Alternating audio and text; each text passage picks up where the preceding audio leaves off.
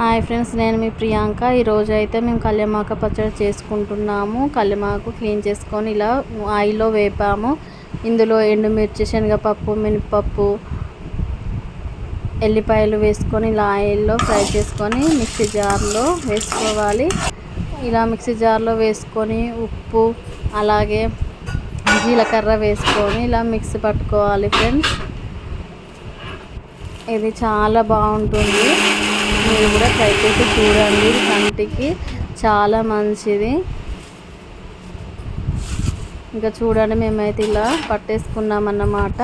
ఇంకా ఇలా పట్టేసుకొని రెండు కలిపి పోపు వేసుకున్నాము. మళ్ళీ ఎవరైనా మా ఛానల్ని కొత్తగా చూస్తున్నట్లయితే ప్లీజ్ లైక్ చేయండి, షేర్ చేయండి, కామెంట్ కూడా చేయండి. ఖచ్చితంగా ఇలా మీరు ట్రై చేసి చూడండి. చాలా బాగుందని మీరే అని చెప్తారు. ఇంకా ఇలా ఖచ్చితంగా ట్రై చేయండి.